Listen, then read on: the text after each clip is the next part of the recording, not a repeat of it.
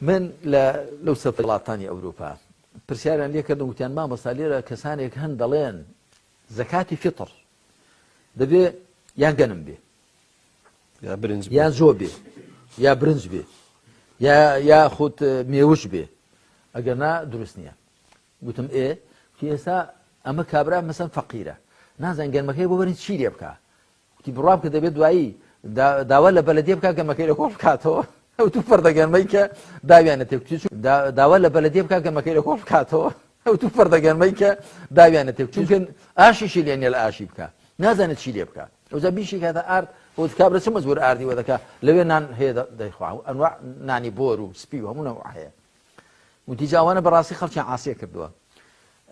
گوتم کاکە ئەبوو حەنیفە ڕەحمەتی خوای لێ زۆر لە فوقەها دەڵێن چ شتێک بۆ ئەو فەقیرانە باشە زەکاتی فیتر دروستە بدرێ ئێستا پارە باشترە پارەکە دەبینی گۆشتی پێ دەکڕێ میوەی پێ دەکڕێ بەرجی پێ دەکڕێ چی پێ دەکڕێ گوتیانەوە ئەندێک دەڵێن ئاوا دەیکتم ئاخر ئەوانە یعیشونە فی غەیری زەمانیهم بۆ لە دینیش حاڵی نەبوون زانمە بەستمەوە بەڵام ئایا بە پارە ئەدێ یان نادێ کە چەند ساڵە ئێمە هەر پارە ئەدەین و لە خوتبەیەکی ترشدا ئاگدارم کردەوە ئەمە زمەیەکە و لەسەرمانە ئەدێ بیڵێین بۆ ئەوەی لە قیامەت حجەتان نەمێنێ بڵێن خوایە نەمانزانی ئێمە هەر ئەوەماندان ئەمەیە کە پێغەمبەر عەلەیهی سەڵات وەسەلام خواردنی داناوە و ئەفەرمێت طعمة للمساکین ئەفەرمێت ئیمامی نەوەوی ئەفەرمێت ولم يدع عامة الفقهاء إخراج القيمة وأجازه أبو حنيفة لشرح النووي لصحيح مسلم ده إمام النووي فرميت عامي فقهاء قالين بفارة دروسية زكاة الفطرة بس أبو حنيفة وتيجي درسة إمام أحمد إمام مالك إمام شافعي لجنة دائمة شيخ بن باز ابن حزم ابن عثيمين شيخ ألباني شيخ فوزان همویان ئەفەرمون پارەدان بۆ زەکاتی سەرفترە خۆ خەڵەتانە چونکە بۆچی ئێمە خوای پەروەردگارە فەرمی یا ئەیها الذین آمنوا أطیعوا الله وأطیعوا الرسول ولا تبطلوا أعمالكم ئەو کەسانی کە ئیمانتان ئاوردووە گۆڕایەنی خوا بکەن بە قسەی پێغەمبەرەکەی بکەن کردەوەکانتان بەتاڵ مەکەنەوە کردەوەکانتان بەتاڵ مەکەنەوە واتاگە بە قسەی ئەوان نەکەن کردەوەکان بەتاڵەکەن مەقەیەت بن نەڵێن پارە باشترە ئەگەر بڵێ پارە باشترە یعنی ئەی پێغەمبەر صلی الله عليه وسلم تۆ نەتزانی خورما چییە دادناوە مێوش چییە دادناوە برنج چییە دادناوە نەتزانی ئەی پێغەمبەر صلی الله عليه وسلم پارە باشترە مەقەیەت ئەو کەلیمەیە بن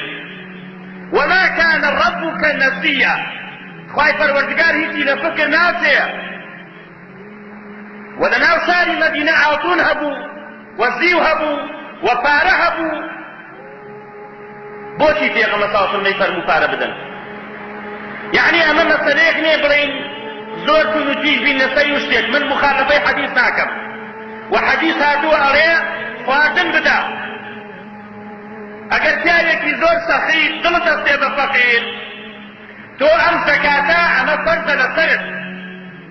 چۆن زەکاتی ماڵەکەت فەرزە پارە بدەی نابێ پارەکەت بدەیتە برنج و بدەیتە زەکات ئەمەش خواردنە نابێ بکەیتە پارە ئەمەش فەرزە ئەمەش عیبادەتێکە عیبادەت ناتوانین بەقەی خۆمان دەستکاری بکەین لە قیامەت حجەتەیە جۆ بدە کاکە ئەی خوایە پێغەمبەرەکەت وتێتی جۆ بدە لە قیامەت حجەتەیە کە نەسێکت بۆ هات حەدیثێ هەچ عالمێک مەهما بەرز بێت مخالفەی حەدیثەکە بڵێ ئەدێ قسەکەی بڵێ لە قەی دیوارە ئەمە نەسی لەسەرە بۆیە ئەم سنەتە ئەحیا بدێتەوە طعمة للمساکین خواردنێکە بۆ فەقیران برنج بدەن پارە مەدەن ئەگەر پیاوێکی سەخی برنجەکە بدەن نەفەری 2 کیلۆ ڕوبعێ ئەمدا دەستێ گیرفانە و 200,000 دیناری بدەێ بزا کەس دەستەگرێ با لە کۆڵ خۆمانی نەکەینەوە ئەو عیبادەتە جوان و پیرۆزە واللهی ئیمام ئەحمەدە فەرمێت خۆ خەڵەتاننە ئاگادار بین و پێغەمبەر عەلەیهی الصەلاة وەسەلام فەرمێت من أحدث في أمرنا هذا هەر کەسێ لە دینەکەی ئێمە شتێ بخاتە ناوێەوە من أحدث في أمرنا هذا ما ليس منه فهو رد يا من عمل عملا ليس عليه أمرنا كاك الزحمة نبي كفارة أدي أمري شيء لسرة أمري في غمري لسرة نولا فهو الرد يعني قبولني أم حديثانا هم إلى مسلم هاتوا وابو إبرا كانم والله حزكم أو خيرت عدد كريم أو يكردو معنا للرابردو يعني إيمان أبي حنيفة اجتهادي كد وتفارة أبي خلاص بس إيمان أبي حنيفة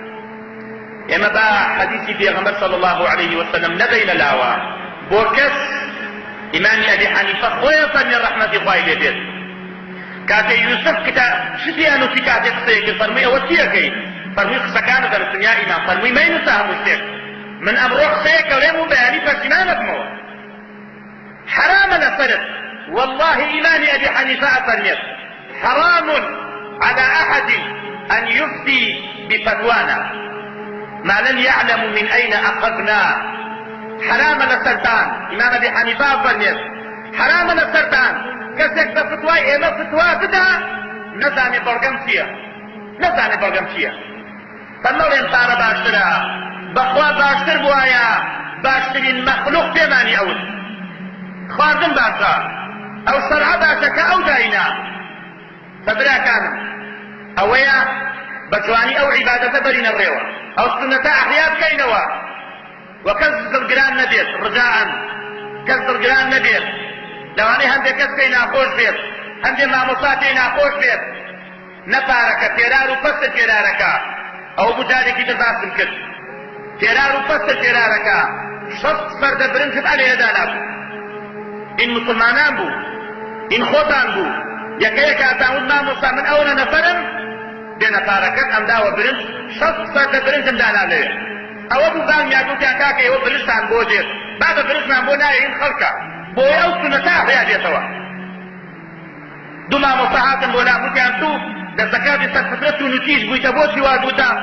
وتم اگر مخالطيتي غمبرم كده صلى الله عليه وسلم شيم ليه كان بكن اگر مخالطي حديثي اوم كردوا وتي انا اخلنا ونازانم تي واني ام كولانا وكولاني ام كرد وتم بابا من شخص فرد برنجم داناوا قراهم لناو ملعبا كان لناو حرية كان مال فقير بو ناوي منوسية هردو مالو فردي برنجم داوتي اواني نيتا كول لخوشي لخوشي نيتاني كيفكا هردو مالو فردي برنجم داوتي وتي اشعر اويتو كردتا او تواو ايمنا